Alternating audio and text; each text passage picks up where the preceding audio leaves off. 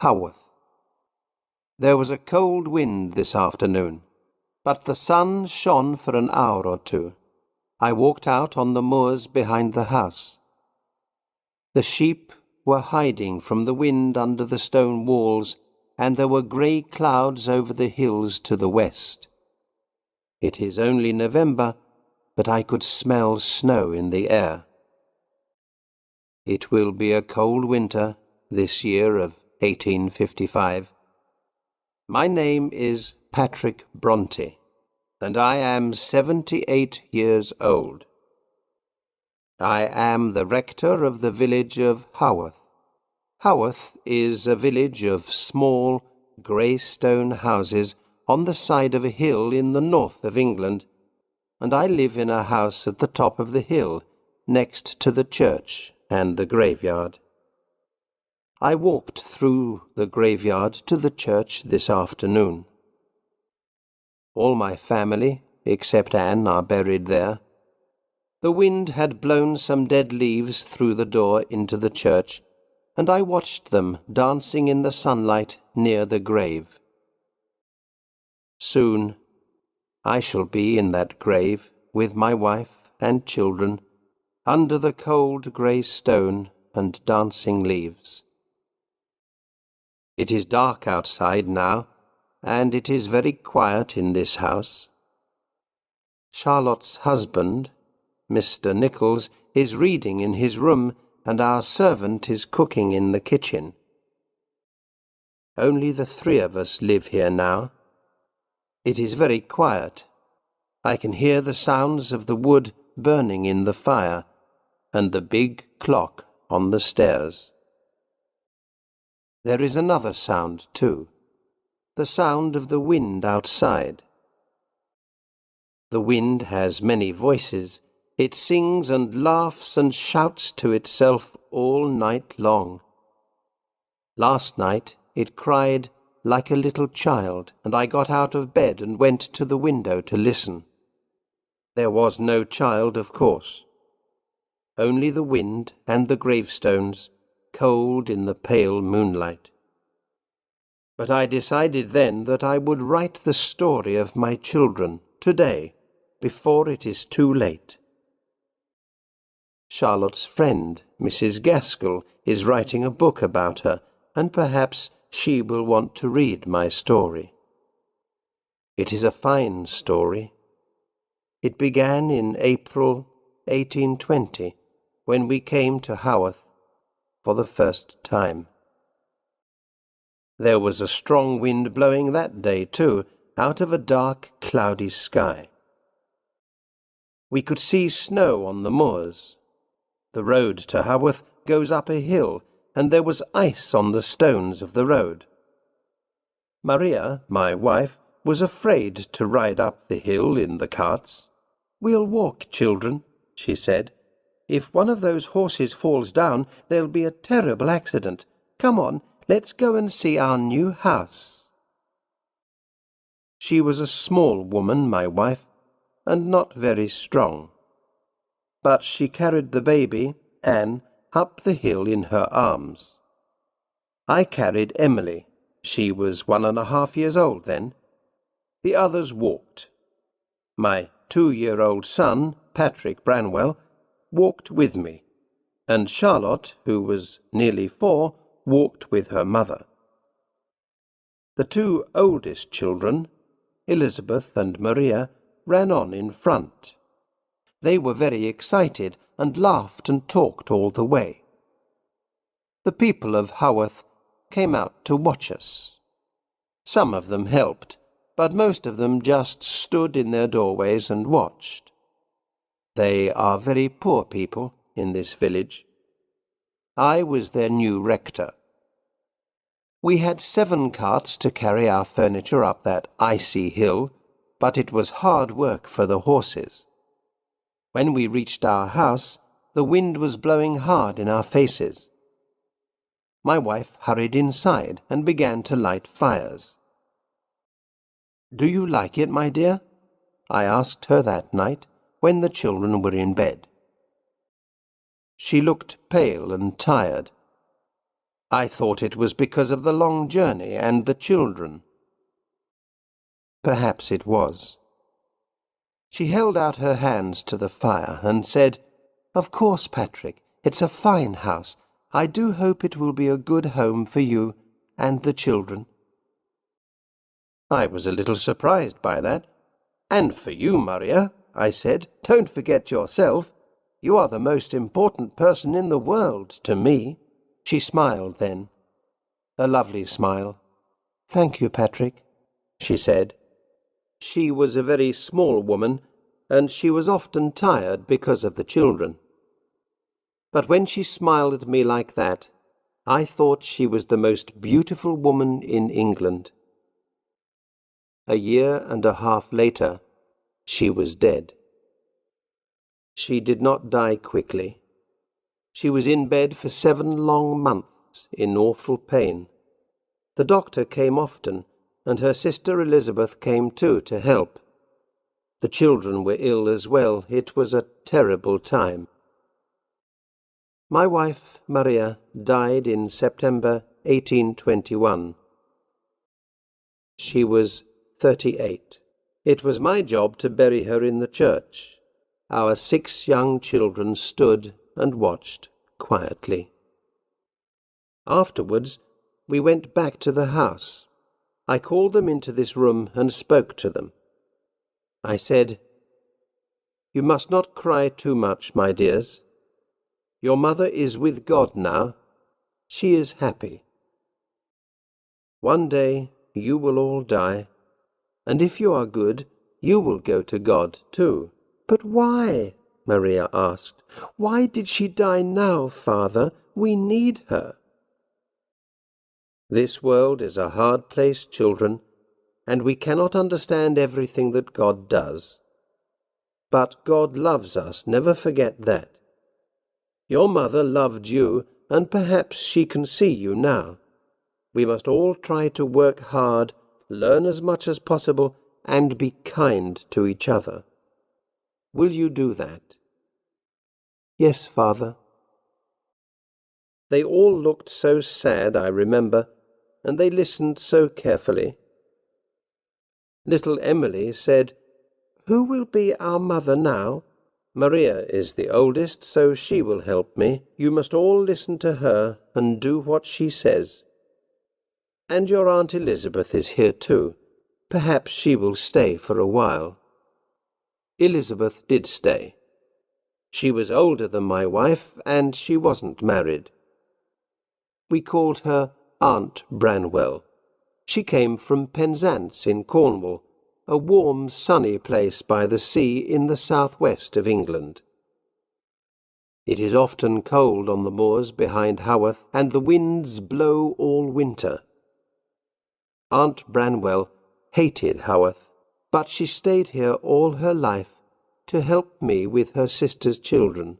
She was a good, kind woman. I was very proud of my little Maria. She was only 8 years old, but she worked all day like an adult. She helped the little ones to get washed and dressed. She helped them to play and draw and read. She was like a little mother to them. She could read very well herself. We always had books and newspapers in the house, and I talked to the children about them every day. I talked to them about adult things, the Duke of Wellington, and the important things that he was doing in London. The children listened carefully and tried hard to understand. Maria often read to the others from the newspaper and asked me questions about it. She understood it better than most men. I was sure my children were very clever, but I did not have time to talk to them all day. I had my work to do, so in 1824 I sent them to school. Cowan Bridge School. I was born in a small house in Ireland. There were only 2 rooms in our house, and I had 9 brothers and sisters. My parents were very poor. We had no money and only a small farm. But we did have a church near us, and that church had a school. That school gave me my one chance of success. I worked very hard there, and when I was 16 I became a teacher. Then I went to St. John's College, Cambridge, to study some more. I became a curate. When I married, I was able to get a good job and a house for my family. I got all that because I worked so hard at school. I wanted my children to go to the best school that I could find.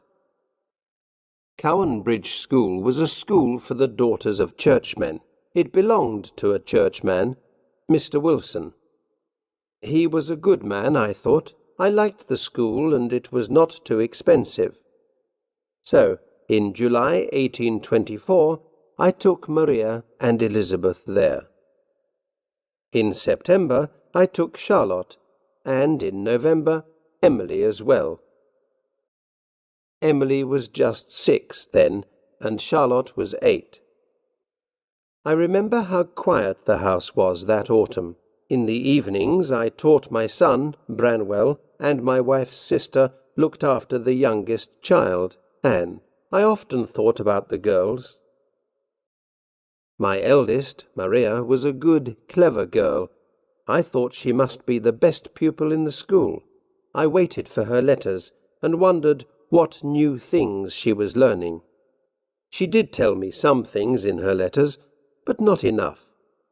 She told me she liked the schoolwork, and I was pleased. But she did not tell me about the food, or the cold, or the unkind teachers. Charlotte told me those things much later. I know Maria did not tell me that the food was often burnt and uneatable, or that they could not sleep because the beds were too cold. She did not tell me that the poor, hungry children had to wash with ice in the mornings, and walk through wet snow to sit for 2 hours with icy feet in a cold church on Sundays. She did not tell me that many of the children at the school were ill. You didn't tell me that, did you, Maria? Did you? Or did you try to write something and stop because you were afraid of the teachers? You were a good, brave child, and I was so proud of you, so pleased because you were at school. I wanted you to learn everything. I didn't want you to be poor like my sisters. God help me. I thought you were happy at Cowan Bridge School. There were no Christmas holidays at the school, and it was too difficult to travel over the cold, windy hills to visit my little girls. So I sat at home here in Haworth with Aunt Branwell, my son, and the little girl, Anne. Outside, the wind blew snow over the gravestones, and there was ice on our windows. On Christmas Day, little Anne looked lonely. She asked me about her sisters. "Don't worry, my dear," I said. "They are happy with the other girls at school. You shall go to Cowan Bridge too, when you are older." I remember how strangely she looked at me then. She was only 4, and very pretty. She smiled at me, but her face went very white, and her hands started to shake. I don't know why. I thought she was cold, and I put some more wood on the fire. Then Aunt Branwell read her a story from the Bible, and I forgot about it. In February, a letter came. It was in an adult's handwriting, not Maria's. "Dear Mr. Bronte," it said, "I am afraid I have some bad news for you. Many children in the school have been ill, and your daughter Maria—" My hand began to shake badly, and I dropped the letter on the floor. As I picked it up, I could see only one word: dead. If your daughter Maria does not come home soon, she will be dead. I went over the hills to bring her back. My Maria was in a small bed in a cold room upstairs, coughing badly. Elizabeth and Charlotte and Emily stood beside her, waiting for me. They looked so sad and ill and frightened. I remember the big eyes in their small white faces. But I did not bring them home then. The school doctor said it was not necessary. So I took Maria home across the cold, windy moors to Haworth. I sat beside her in the coach and held her hand all the way. I remember how cold her hand was in mine. Thin, cold fingers that did not move at all. It was too late to save her. She lay in bed upstairs for nearly 3 months, but she was too ill to eat. Her poor face was white, I remember, and it seemed thin and small like a dead child's. Only her eyes looked alive, big, dark eyes in a thin white face. "Don't cry, Father," she said to me once. "I shall be with Mother soon, you know, and with God." I buried Maria beside her mother, and a month later I buried Elizabeth there too. She became ill at school, and a woman from the school brought her home. I brought Charlotte and Emily home 2 weeks later. They were here when Elizabeth died. Her body lay all night in a wooden box on the table, and her little sisters and brother kissed her before she was buried. I had wanted so much for those 2 girls, and now I had nothing. I stood in the church and looked at the summer flowers I had put on their grave. I remembered how my wife had held the girls in her arms, and how she had smiled at me when we looked at them. "They have come back to you now, Maria," I said. "I am sorry. I am so sorry, my love." The little books. I had 4 children now: Charlotte, Branwell, Emily, and Anne. I did not send them to school again for many years. God's ways are hard to understand, I thought. Perhaps God was not pleased with me. Perhaps he wanted Maria and Elizabeth for himself. I decided to keep the others at home. Aunt Branwell could teach them, and I could help when I had time.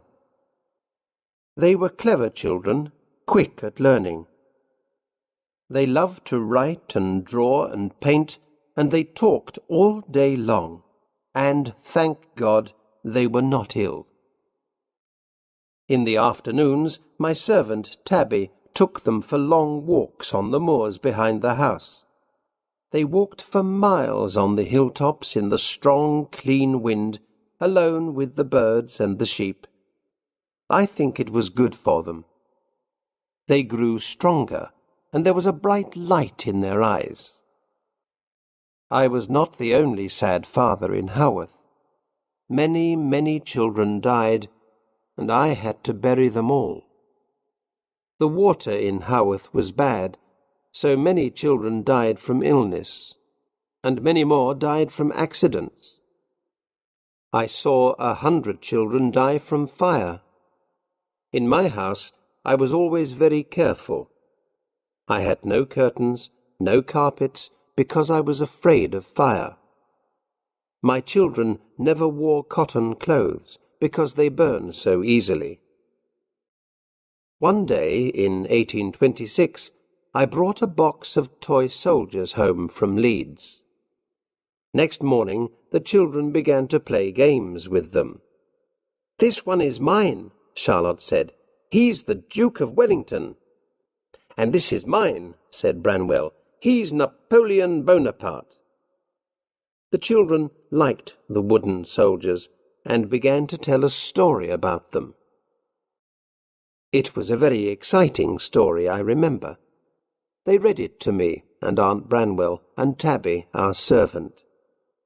The next day they invented another story, and then another, And then for several days the children were very quiet, and I wondered what they were doing. I went upstairs and opened their bedroom door. Inside, they were all busily writing or drawing on small pieces of paper. The wooden soldiers were in the middle of the room in front of them. "What are you doing?" I asked. Emily looked up. "Oh, Father, please go away," she said. "We're writing our secret books." I suppose I looked sad. "What? Can't I see them?" I asked. They all thought for a minute. Then Charlotte said very seriously, "You can see some of them, of course, Papa, but they aren't easy to read because it's very small writing. We'll show them to you when we are ready." These toy soldiers opened a new world for my children.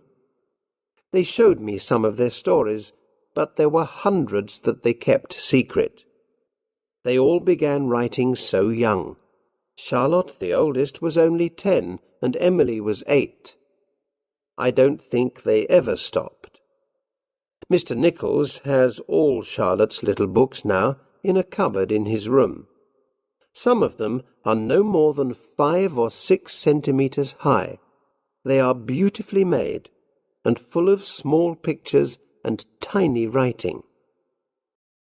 There is one on my desk now, but I can't read it. My eyes are too bad. Charlotte and Branwell wrote about a country called Angria, while Emily and Anne wrote about a land called Gondal. The people in those countries fought battles and fell in love and wrote letters and poems. My children wrote these poems and letters, and they wrote books about Angria and Gondal. They drew maps of the countries, wrote newspapers about them, and drew pictures of the towns and people in their stories. They invented a new world for themselves. They wrote many of these stories when I was in bed. I used to read to the family and pray with them in the evening, and then I usually went to bed at 9 o'clock. One night, I remember, I woke up and came down again at 10. There was a noise in my room, this room where I am writing now. I opened the door and saw Charlotte and Branwell with a candle looking at a picture on my wall. "What are you doing here?" I asked. "We're looking at the picture, Papa," Branwell said. "It's the Duke of Zamorna and the Duke of Northumberland fighting in Glasstown." I looked at the picture. It's here now behind me. It's a picture of a story in the Bible with a town, mountains, and hundreds of people in it. "What do you mean?" I asked. "It's one of our stories, Papa," Charlotte said. "We have to come in here to look at the picture. Then we invent what happens." "Tell me, then," I said. They both looked very excited. Their faces were pink, and their eyes were bright in the candlelight. But they looked happy, too. I put my candle on the table and sat down here, where I am sitting now, to listen to their story. It was a wonderful story. Charlotte's wooden soldier, the Duke of Wellington, had had a son, Arthur, Duke of Zamorna. Branwell's toy soldier, Bonaparte, had become the strong, bad, good-looking Duke of Northumberland. The two dukes were fighting a terrible battle in a city called Glasstown. There were soldiers who died bravely and beautiful women who fell in love. I listened until 2 o'clock in the morning. There was much more, but I have forgotten it now. But I remember the excitement in my children's faces. Sometimes I thought they could actually see these people as they talked. Next day they said no more about it, and I did not ask. It was their own secret world, and they did not let me into it again. but I was pleased they had told me about it once, and sometimes they showed me drawings of places in Angria or Gondal. All my children could draw and paint beautifully. Charlotte used watercolours and often spent hours painting small pictures. Branwell used oil paints as well. Growing up. When Branwell was 14 or 15, he did a lot of oil paintings. He painted people in the village, and it was easy to recognize the faces in the pictures. Later, he did a fine painting of his 3 sisters. I was very proud of him. We all decided he would become a famous artist. Charlotte went to school again when she was 15. It was a much better school, Miss Wooler's school at Roe Head. I don't think Charlotte liked school, but she wanted to be a teacher, a governess, so she worked hard. I taught Branwell at home, and Aunt Branwell taught Emily and Anne. The girls and Branwell were learning to play the piano, and Branwell played the music in church. Emily and Anne had dogs, and they used to take them for walks on the moors. Anne's dog was called Flossie, and Emily had a big strong one called Keeper. Keeper went everywhere with her. I think Emily loved that dog more than any person. Emily was sometimes a difficult child. She was very shy and did not often speak to anyone outside the family. When she was older, I sent her to school with Charlotte, but she hated it, so I brought her home and sent Anne instead. Branwell was not shy. He could talk to anyone for hours. Everyone in Haworth liked him. I remember the day in 1835 when Branwell went to London. He was 18 years old, and he was going to the Royal Academy in London to learn to be an artist.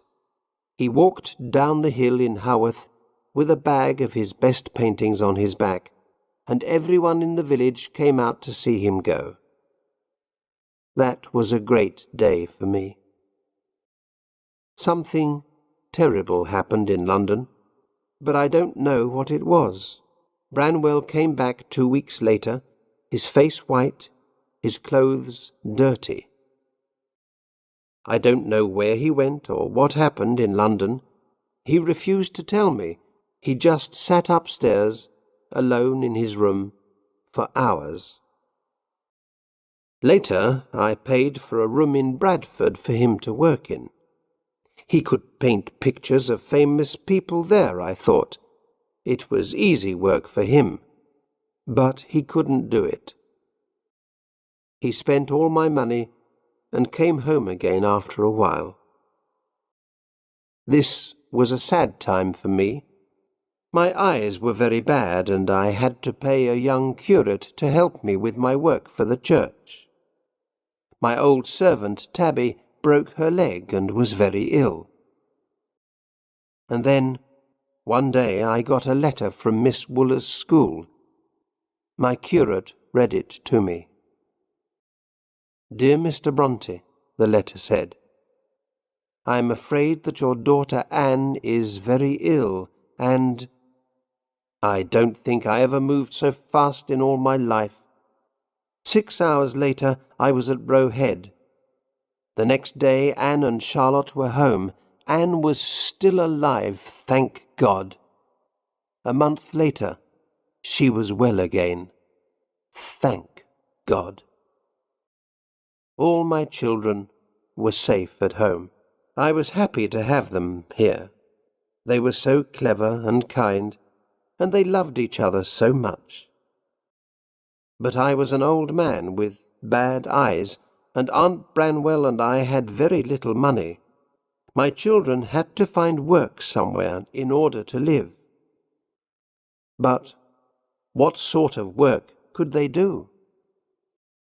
Looking for work. I do not remember everything they did. Charlotte and Anne worked as governesses for some months, teaching rich children in big houses, and Branwell got a job like that too, for a while. But they didn't like their work. At home, my children were full of talk and laughter, but away from home they were shy, quiet, unhappy. They wrote a lot of letters in their search for work, sometimes to famous people. Branwell wanted to be a writer, so he wrote to writers, but not many of them wrote back. He began to look pale and sad in those days, and he was often in the village pub, drinking and talking to the people there. Then he got a job selling tickets on the railways and left home. The girls had an idea. I remember the day when they told me about it. Charlotte and Anne were at home on holiday, and we were all in the sitting room after dinner one evening.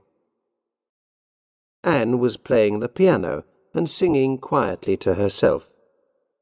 She was the prettiest of the three girls, I suppose. She had long, wavy brown hair and a gentle, kind face.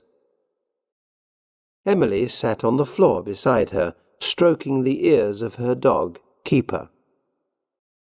Charlotte sat opposite me on the sofa, like a little child, with a serious, thoughtful face. She was the smallest. Her feet were no bigger than my hands. She looked at me carefully. "Papa," she said, "we want to start a school." "Really, my dear? Where?" "Here." "But Charlotte, my dear, we have no room. This house is full already." "Oh, but we could change the house, Papa. We could build a schoolroom." "Well, yes, I suppose so," I said. "But why do you want to do this? Isn't it better to work as governesses in some big fine house?" "Oh, no, Papa." All three girls spoke at once. Anne had stopped playing, and Emily looked very angry and frightening. I could see they had thought hard about this. Charlotte said, "The life of a governess is terrible, Papa. A governess has no time of her own, no friends, no one to talk to, and if she gets angry with the children, they just run to their mother. I couldn't possibly be a governess all my life." "It's true, Papa," Anne said. "It's an awful life. We're so lonely away from each other. Why can't we have a school and all live here? Then we can take care of you and Aunt Branwell when you get old." I looked at Emily. Her eyes were shining. I could see that the idea was important to her, too. "But why will people send their children here?" I asked. "Haworth is not a big town or a beautiful place. How will you find children to teach?" "We have thought of that too, Papa," Charlotte said. "We must learn more and become better teachers. I have spoken to Aunt Branwell, and she will give us the money if you agree. Emily and I want to go to Belgium to learn French. If we can speak French well, then parents will send their children to us to learn that." "Emily will go?" I said. I looked at her. Emily had only been away from home twice, and each time she had been very unhappy. But now she looked excited. "Yes, Papa," she said, "I will go. Charlotte is right. We must do something, and this will help us to stay together." "And Anne?" "I will stay as a governess with the Robinson family," Anne said, sadly. "There's not enough money for us all to go, and the Robinsons are not so very bad." It was always like that.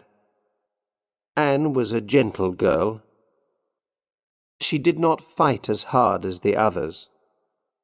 Perhaps her life was easier because of that. I don't know. But I thought it was a wonderful idea. I wrote to Belgium and found them places in a school in Brussels, which was owned by a Monsieur Heger. I agreed to take the girls there, and for a month I wrote down French words in a little pocket-book to help me on the journey. Then, one afternoon in 1842, we caught the train to London. I had not been to London for over 20 years, and my daughters had never been there. We stayed for 3 days, and then we took the night boat to Belgium, and arrived at a tall, fine school building in the centre of Brussels. Heger himself was a very polite, friendly man, very kind. He did not always understand my French, but he showed me around the school and talked a lot, very fast. I smiled and tried to answer. The 2 girls were very excited when I left them. As I came home on the boat, I thought, this is a good thing, a fine thing perhaps. My daughters will start a good school, and Haworth will become famous. I hope Branwell can make a success of his life too.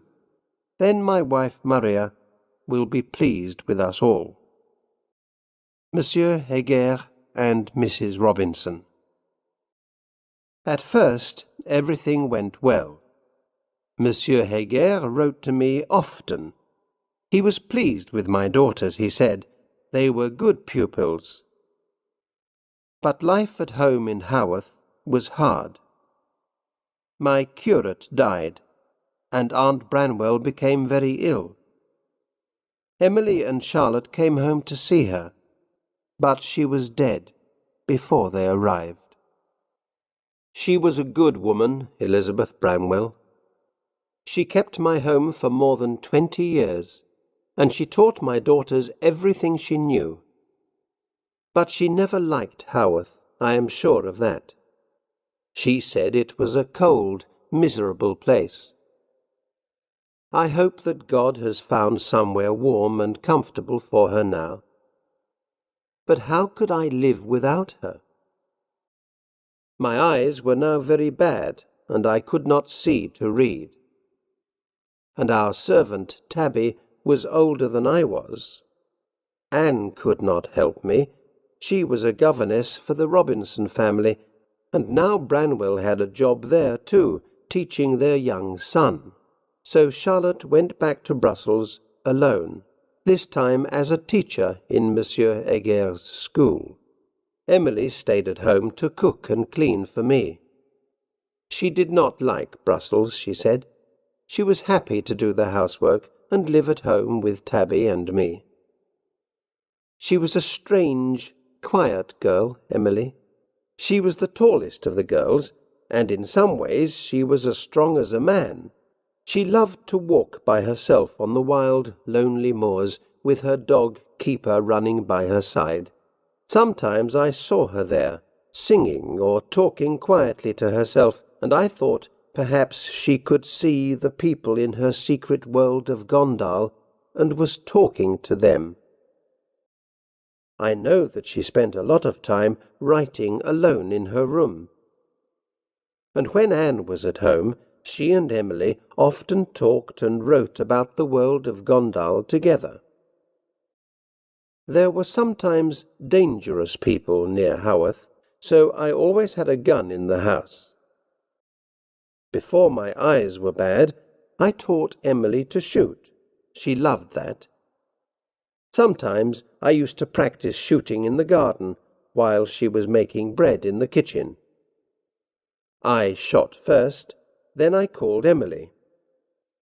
She came out, cleaned her hands, picked up the gun, shot, and went back in to finish the bread. She was much better at shooting than I was. But by 1844, my eyes were too bad for shooting. Emily cooked, cleaned the house, played the piano, and almost every day she went for long walks on the moors with her dog, Keeper. She loved that dog, but she could be very hard with him too. We did not let him go upstairs, but one day Tabby found him on my bed. Emily was very angry. Her face was white and hard. Keeper was a big, strong dog, but she pulled him downstairs and hit him again and again until the dog was nearly blind. Then she gently washed his cuts herself. He never went upstairs again. Charlotte was another year in Brussels. When she came home, she was quiet and sad. Sometimes she wrote long letters in French to Monsieur Heger, but no letters came from him. But this was a time of hope, too. The girls wrote advertisements for their new school and sent them to newspapers and to everybody they knew. It was exciting. They were good advertisements, and we waited for the first children to come. We waited a long time, and Charlotte wrote more advertisements. No children came. Every day Charlotte and Emily waited for a letter from the postman or for a parent to come to see them. Every day they became more miserable. Anne left her job with the Robinsons and came home to Haworth. A month later, Branwell also came home for a holiday, and then, one morning, early, there was a knock on the door. Charlotte ran to open it. But it was not a parent, it was a letter for her brother Branwell. He went upstairs with it, smiling. A few minutes later there was a terrible scream. We ran upstairs to Branwell's room. He lay on his bed, screaming with a white face and wild dark eyes. The letter was in his hand.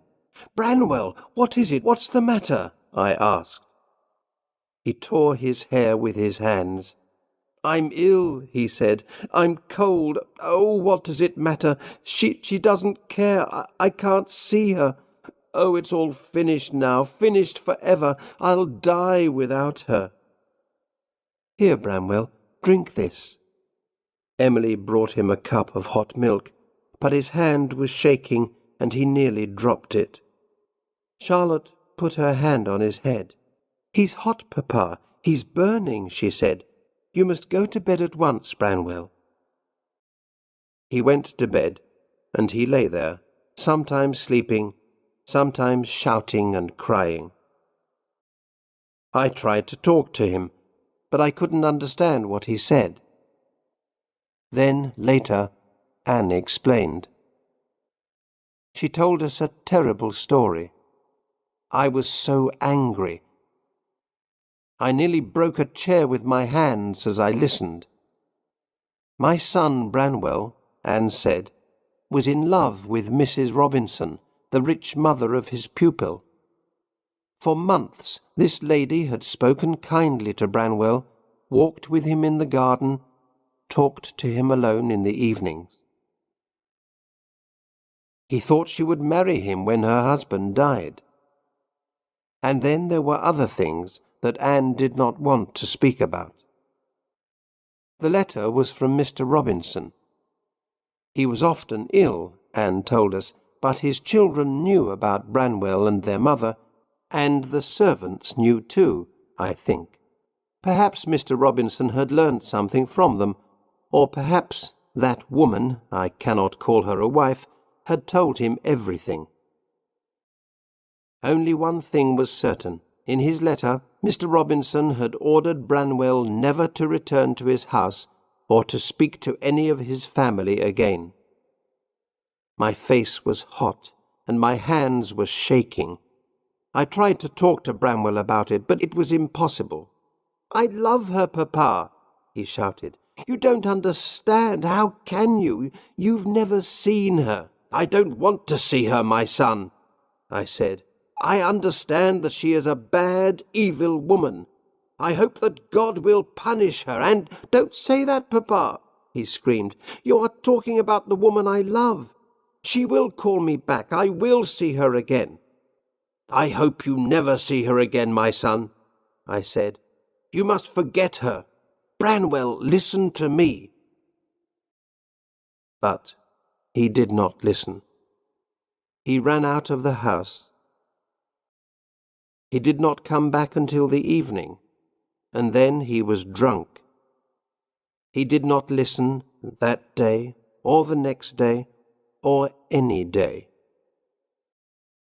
He began to drink laudanum as well. I thought he would kill himself.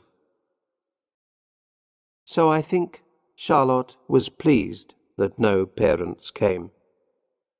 No school could have a man like Branwell in it. Currer, Ellis, and Acton Bell. At about this time, in 1845, I was almost blind. I had a new curate to do my work, Arthur Nichols, a young man of 28. He came from Northern Ireland like myself.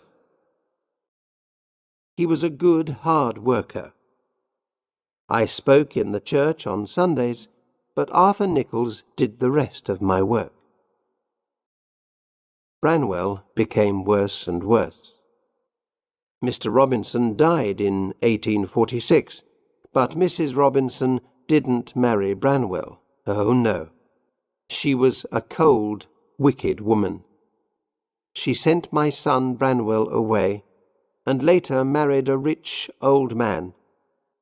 And so Branwell spent more and more time drinking and taking laudanum and walking alone on the moors.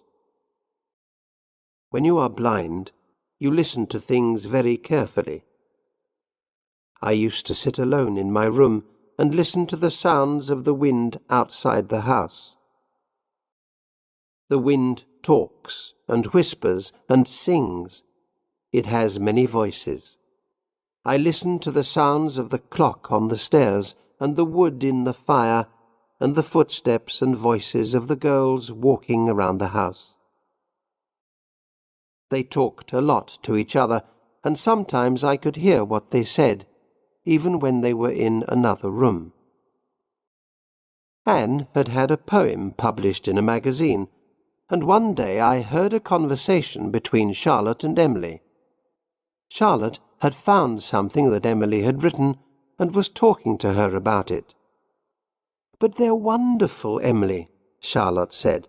"They're much better than mine or Anne's." "They're not for people to read," Emily said. "They're part of the Gondel story. Nobody would understand them except me and Anne." I realized that they were talking about some poems of Emily's. I knew that Emily and Anne wrote a lot about the country of Gondel, but I didn't know much about it. Emily kept all her papers locked in her desk.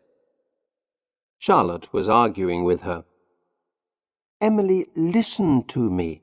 These are fine poems. I think we should put some of them in a book, together with mine and Anne's, and try to publish it. People should read them." "No!" Emily shouted. Then her dog Keeper began to bark, and I didn't hear any more. But I think they talked about this again several times. I often heard voices arguing, and usually they never argued about their writing. I wanted to tell them not to do it. I had published several small books myself, but I always lost money. I had to pay the publisher to print the books, and not many people bought them. It's an easy way to lose money. But I was too ill, so I said nothing.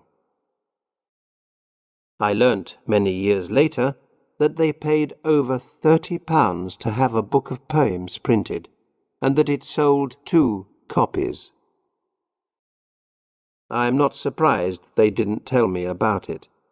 We had very little money in our house. I began to feel that there was something wrong with my head as well as my eyes. Several times the postman brought an old packet to our house, which was addressed to a man called Currer Bell. I told him that no Currer Bell lived in Haworth, and sent him away. But then, a month or 2 later, he came back again with the same old packet. In the summer of 1846, Charlotte took me to see an eye doctor in Manchester. We stayed in rooms in the town. The doctor decided to operate on my eyes, and the next morning we got up early. I was afraid. Could I hold my head still while the doctor cut into my eyes with a knife? Perhaps the pain would be too terrible. Perhaps I would move or stand up or... Charlotte held my hand.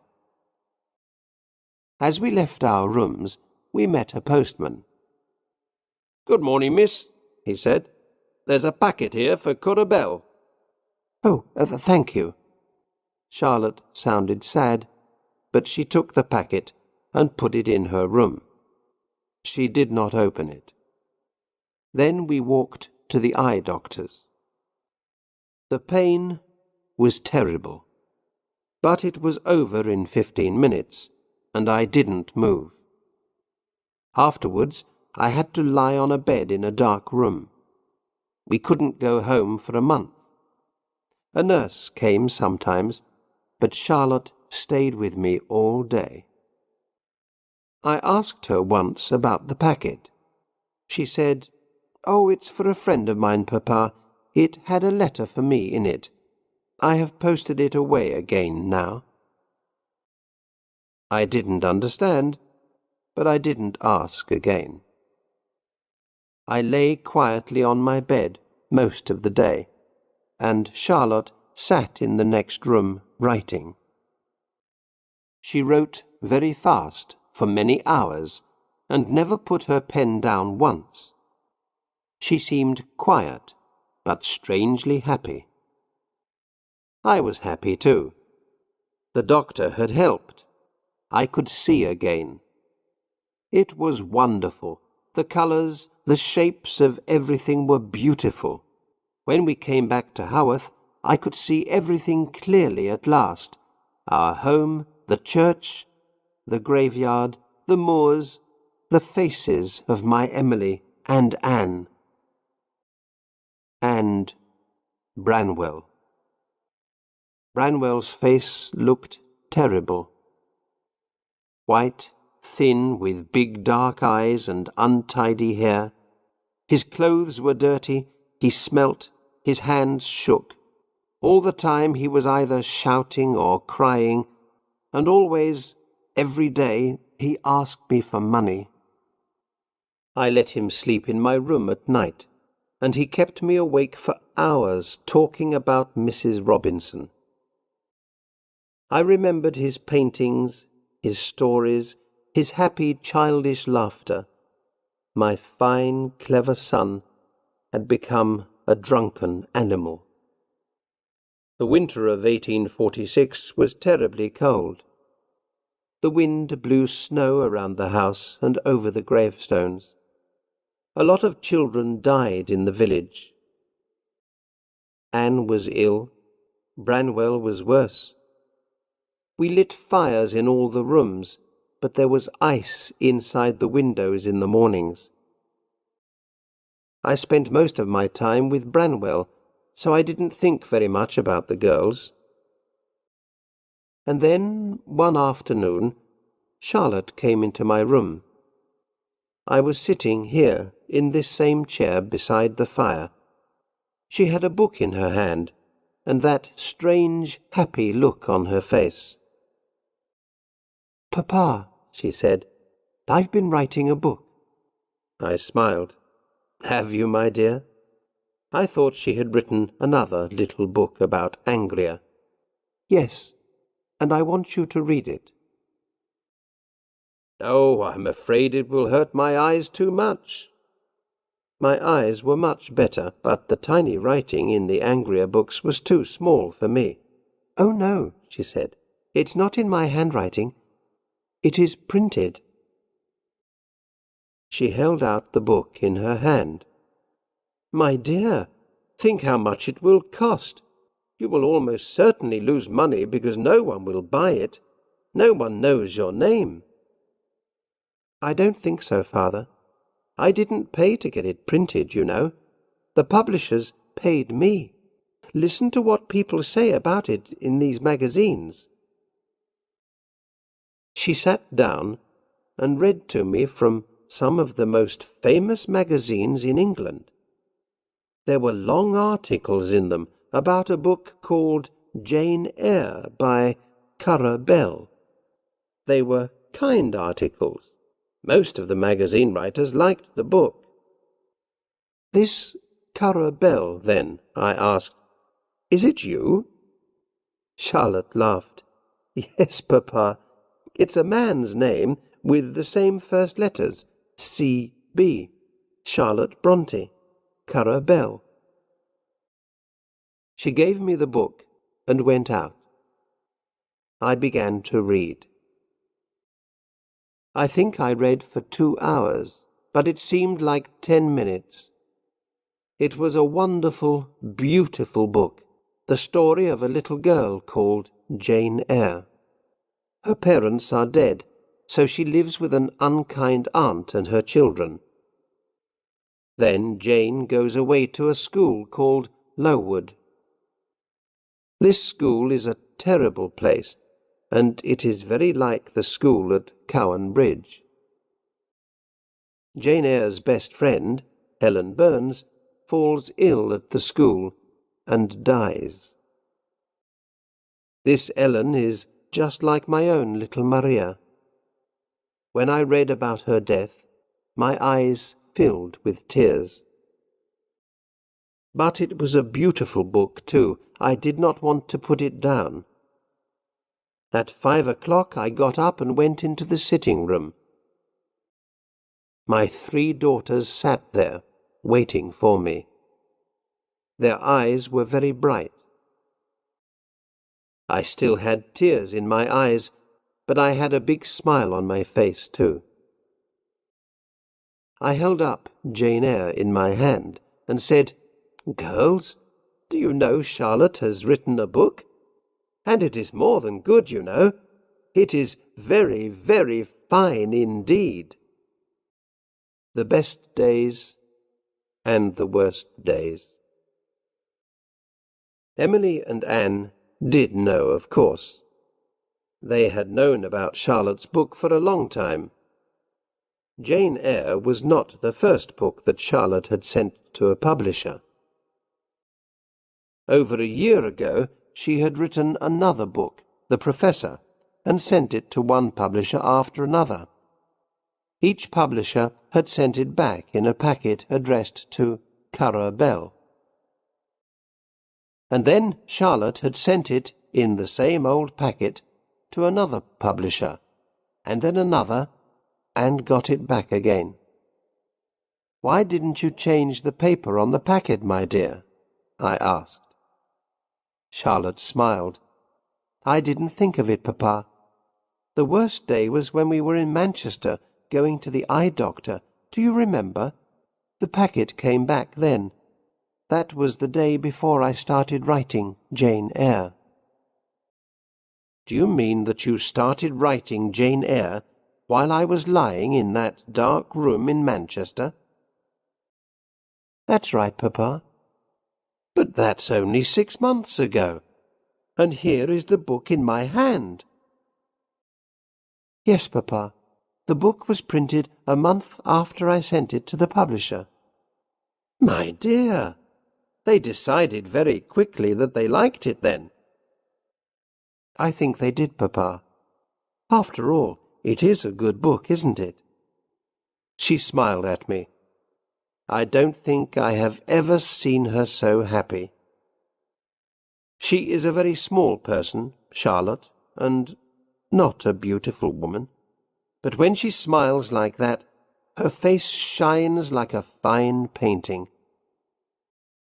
My wife, Maria, used to look like that sometimes when I first met her. I took her hand in mine. "It is a very good book, my dear. I cannot tell you how proud I am." She touched my hand. "Thank you, Papa. But you must not be proud of me alone, you know. Anne and Emily—" "Oh, no, Charlotte, please," Emily said. But Charlotte did not stop. Anne and Emily have written books too, books just as good as mine, and their books will soon be published as well. Let me introduce you, Papa. These young ladies are not your daughters. They are Acton Bell and Ellis Bell, brothers of the famous writer Currer Bell. Emily's face was bright red, but Anne and Charlotte started laughing. I was very surprised. "All three of you?" I said. But why do you use these strange names?" "Because people are stupid, Papa," Anne said.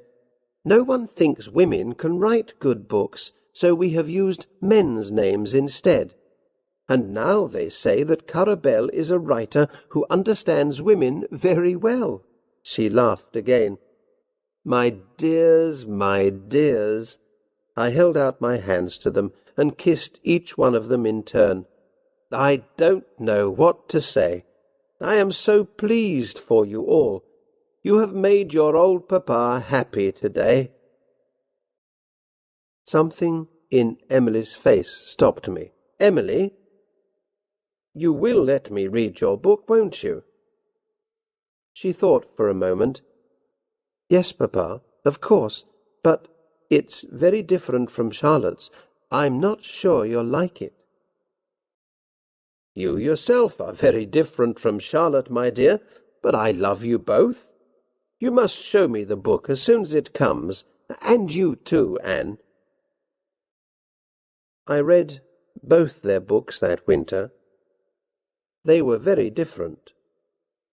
Anne's book, Agnes Grey, was the story of an unhappy governess. As I read it, I was sad to think how miserable Anne had been in a big house away from home where no one understood her. It was a good book, but it was harder to read than Jane Eyre. Emily's book was called Wuthering Heights. It was a terrible, frightening, wonderful story. There is love in it, and hate, and fear, and a man called Heathcliff who is strong and cruel like the devil himself. I read it late one night when the wind was screaming around the house, blowing snow against all the windows, and sometimes I was afraid. When I got up to go to bed, I saw Emily sitting quietly by the fire. She was stroking her big dog, Keeper, with one hand, and drawing a picture with the other. She looked like a quiet, gentle young woman, I thought, tall, pretty, and also there was something different about her, something very strange and very strong. There was something in her that was stronger than any of her sisters, even Charlotte. Something stronger than even me or her brother Branwell. Much stronger than Branwell. All that year, Branwell was very ill. He spent more and more time drinking. He slept most of the day and was awake half the night. His face was white, his hands shook when he tried to write. His sisters didn't tell him about their books or show him the new ones that they were writing.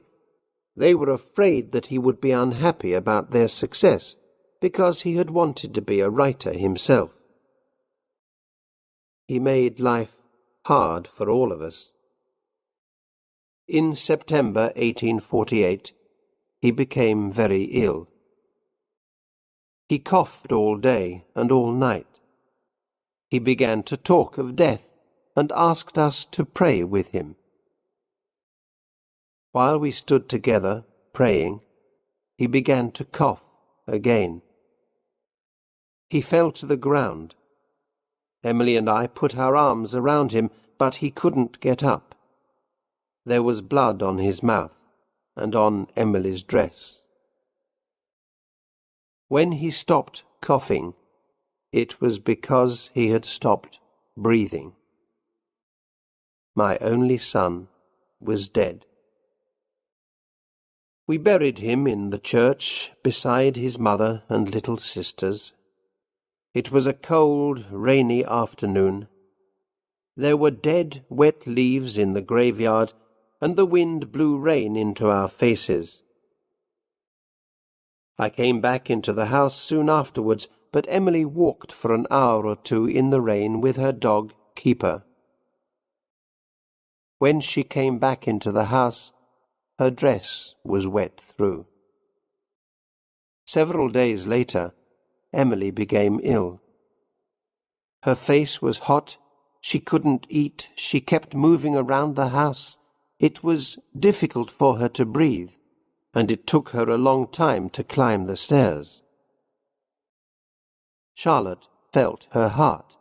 It was beating 115 times a minute. "Let me call a doctor, Emily," Charlotte said. But Emily refused.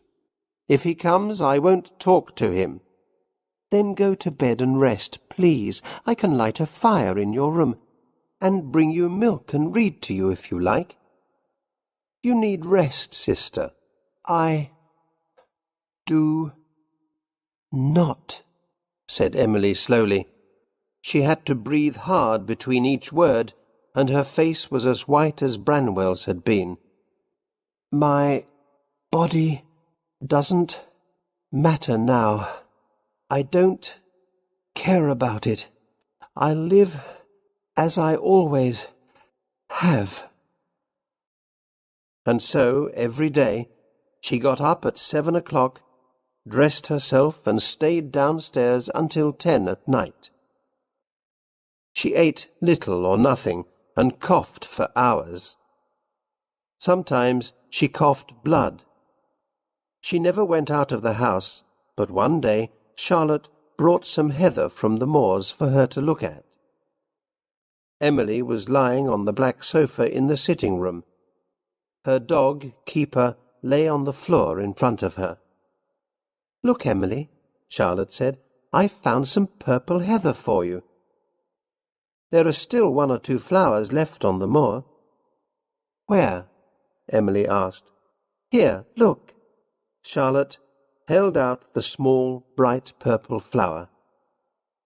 Emily turned and looked at Charlotte, but I don't think she could see the heather. Her eyes were too bad. Charlotte put it in Emily's hand, but after a moment Emily dropped it on the floor. At last she said, "Charlotte, I will see the doctor now, if he comes." Then she closed her eyes. Emily was so thin, and her white skin looked like paper. I knew it was too late, but I said to Anne, "Quick, put on your coat and fetch him now." We did not have long to wait. The doctor came, half an hour later, to tell us what we already knew. Emily, my daughter, was dead. 1848 was a year of funerals. I buried many children from the village that year. There was a lot of sadness in Haworth. As I came out of the church with the dead flowers from Emily's grave, I saw 3 other families walk past me. They had come to visit the graves of their own dead children. The people understood that their children were with God, but no one could explain that to Emily's dog, Keeper. He followed us to her funeral, and for weeks afterwards he lay outside her bedroom and howled. Arthur Nichols. That was not the end of my sadness. Anne, too, became ill. She could not breathe. She coughed. Her face was white. But she was more sensible than Emily. She took all her medicines and did everything the doctors said. It didn't help much. In the spring, she said she wanted to go to the sea, to a warmer place. The doctors told her to wait. I thought she would die before she went. At last, in May, Charlotte went away with her. They went to York first, where they visited a wonderful church, York Minster. "If men can make something as beautiful as this," Anne whispered, "what is God's real home like?" Charlotte told me this in a letter she sent from Scarborough, a town by the sea on the northeast coast. On 26th May, Anne rode a donkey on the beach, the letter said. "She was very happy, Papa. Afterwards we went to church and then sat and watched the sea for a long time.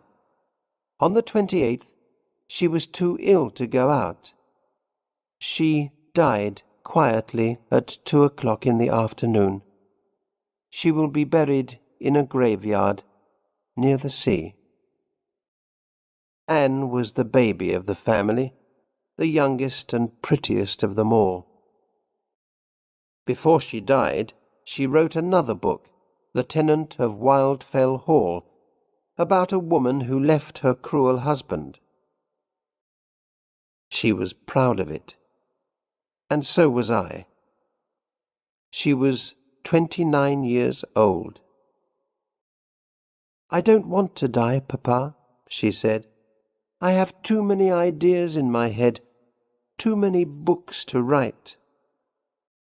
When Charlotte came home, the dogs barked happily. Perhaps they thought Anne and Emily and Branwell were coming home too. I don't know. But it was only Charlotte, the smallest of all my children. Not the prettiest, not the strongest, not the strangest. God had taken all those for himself. He had left me with the one who would become the most famous, and the one who nearly had a child. Charlotte wrote 2 more books. Shirley, about a strong, brave woman like her sister Emily, and Villette, about love between a teacher and a pupil. But Jane Eyre was her most famous book. Everyone in England talked about it. Everyone wanted to read it. Charlotte went to London and met many famous writers. I was very pleased. I loved to hear about the people and places that she saw. But she always came back to Haworth. She didn't like to be with famous people very long, and this quiet place was her home. In 1852, just before Christmas, a terrible thing happened. I heard some of it from my room.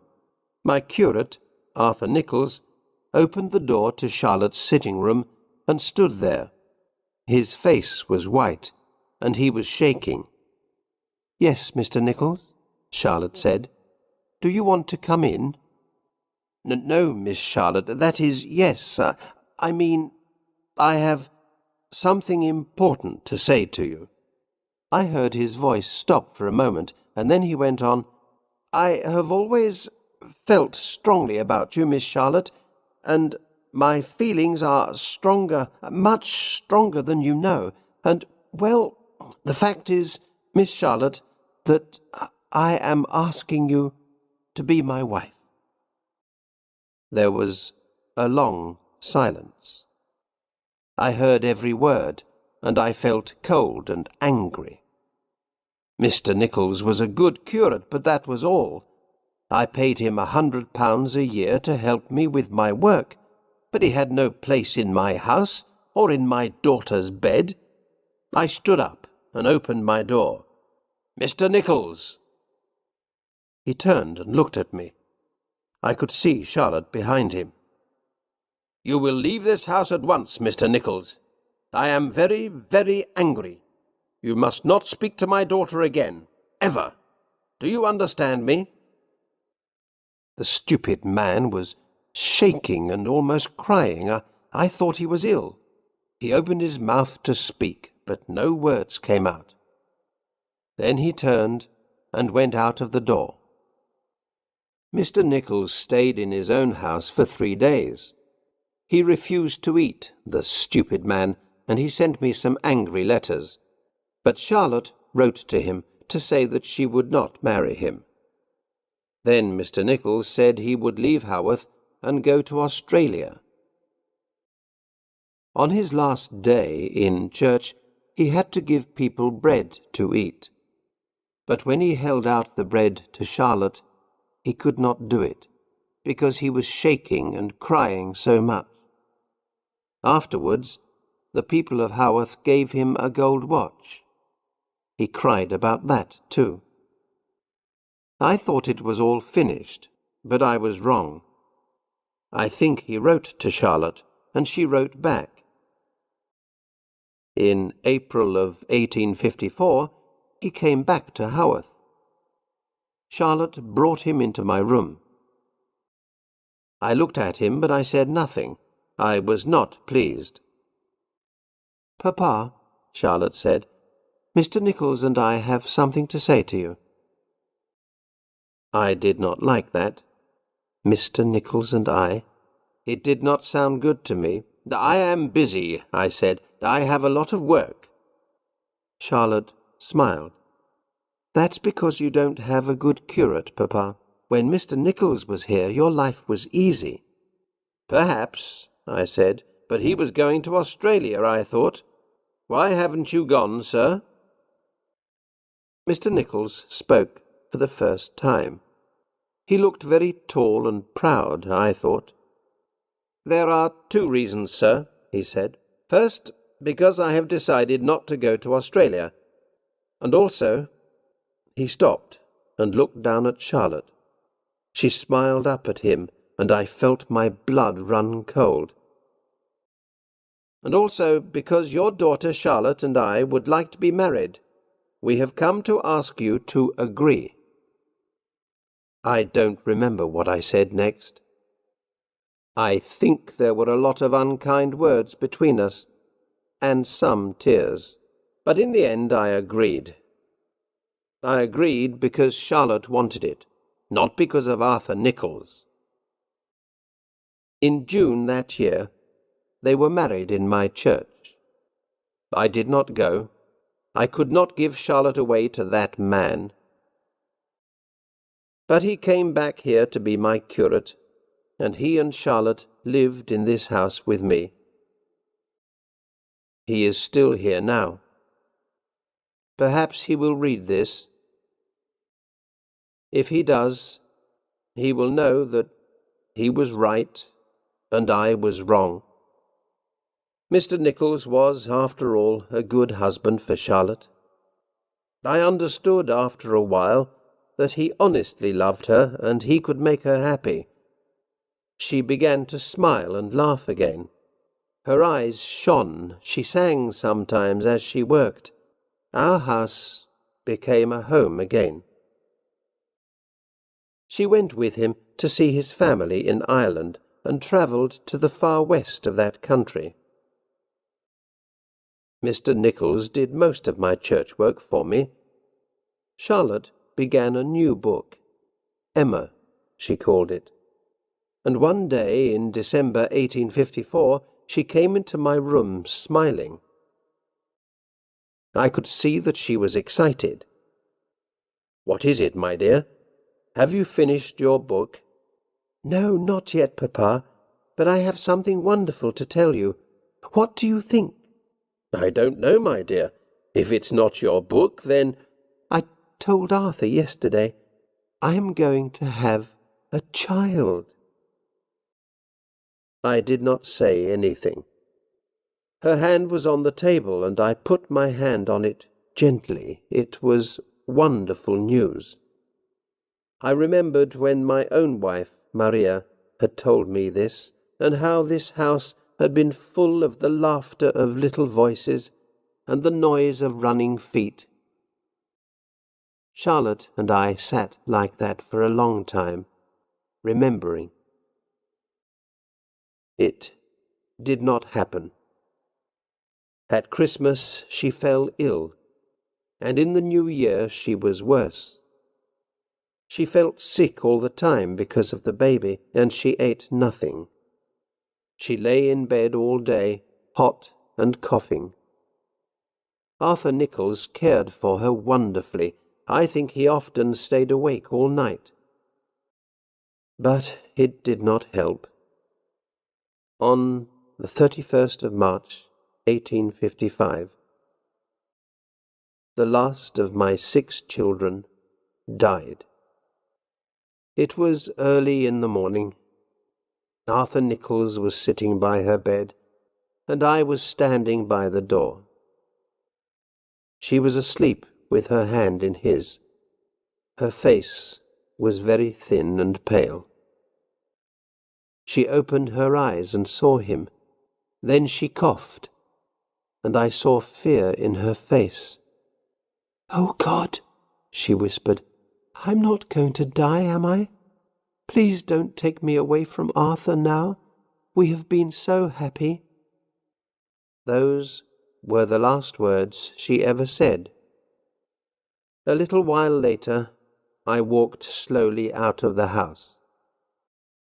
As I went into the graveyard, the church bell began to ring.